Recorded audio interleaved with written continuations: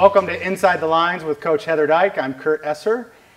Coach, welcome. A little bit of a mixed bag this weekend. Yeah, thanks, Kurt. We had a mixed bag this weekend. That's a good way to put it. But anytime you can get one win out of a weekend, we're happy with that. I think we'd all like the UNLV game back. It wasn't our best performance, but we were pretty pleased to beat Nevada, and we still sit in a good spot in the Mountain West. Very good. The Nevada match wasn't a real thing of beauty for those of us watching, but it was a result that we wanted.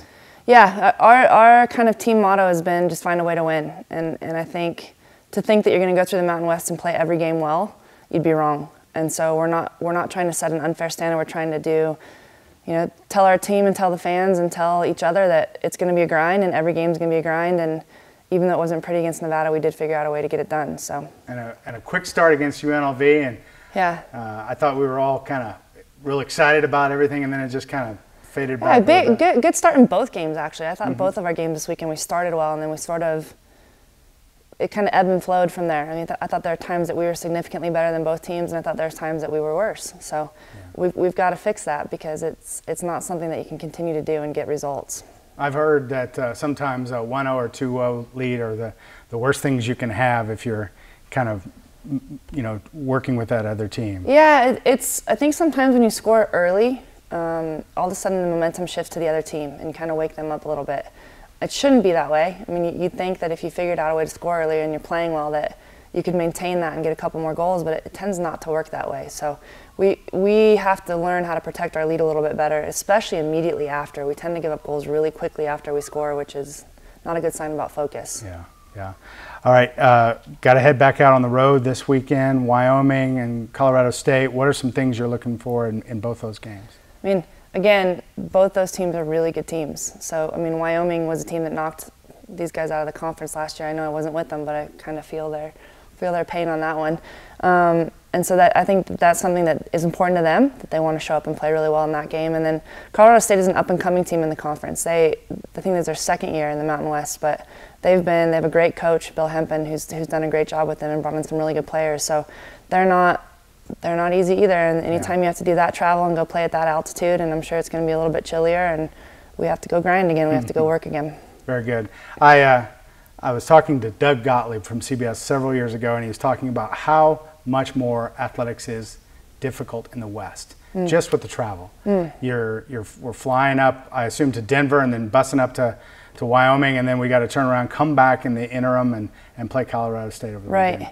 Yeah, every game in our conference, and I mean, I feel bad the teams that play us and our travel partner is San Diego State. So that's a massive travel weekend. It's not easy. There's nothing close, and especially for Albuquerque, because the closest D1 university to us is 4 hours away. So anytime that you come to play New Mexico, you can expect to have some more travel, but it's not easy. It's not easy for the student athletes. It's hard on their legs. It's already 2 games in a very short amount of time, but you include flights, you include like not really having your own bed and recovery, and so I think some of those things are difficult.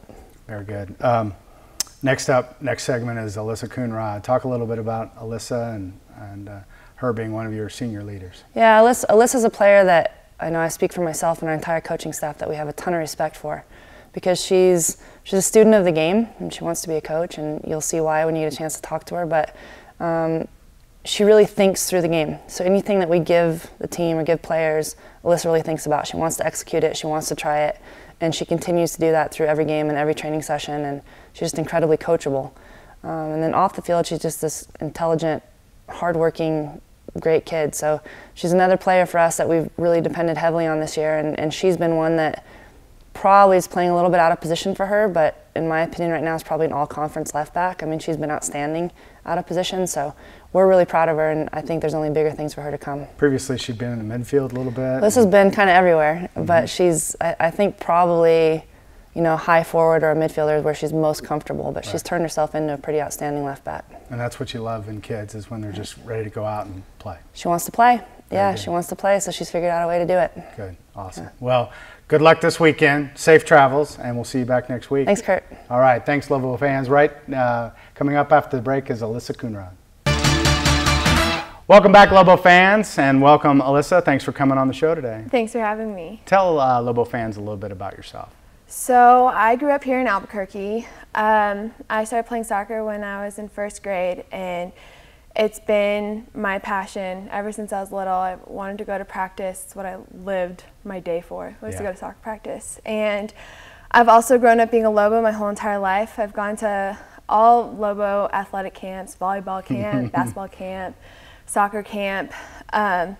You could say I really looked up to Lobo athletes and just thought the world of them. And to be able to be that now is just so cool. So great, that's great. me. And you're one of 5 Lobos on our women's soccer team that's from Volcano Vista. Yes, I am playing with 4 of their teammates that I have played with before, and it's so cool. It feels like home. Like, it's just a continuation, and to see how I've grown from high school to college and see how my teammates have grown is incredible.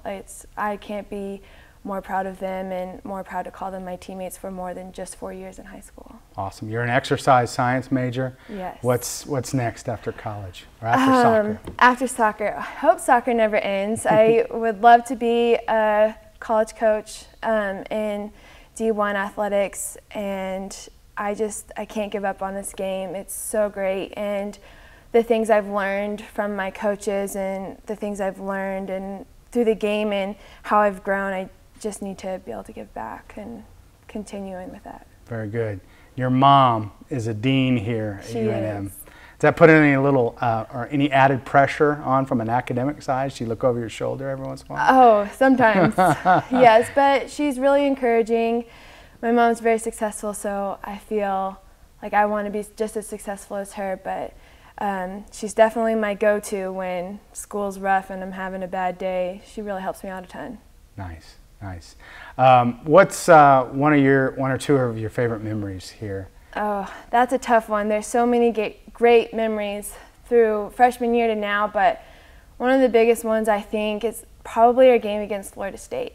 Walking out on the field, seeing as many fans as we had and people cheering for you is just awesome. And I remember standing in our line, listening to the national anthem and just like looking over and seeing how many fans we had and all those people that just pump you up, and then after the game, all the girls that come over for your autographs, and it's just so exciting to be on the other side of things. And I don't know, it's so cool. We have such a great fans, and their support and the way that they cheer for you is awesome, and I don't think I've ever played in front of that many people. It was a cool experience. That was a very nice night, and when we scored that equalizer, that's one of the loudest I've ever heard that stadium. That was really neat. I was so pumped. It was so exciting, super fun. Great. Well, thank you so much for coming on and coming in. Good luck this weekend. I know it's a long trip up to Wyoming and Colorado State, but good luck, and let's get a couple of W's, okay? Oh, definitely. All right. Okay. Thanks for push and play, Lobo fans. We'll see you next week.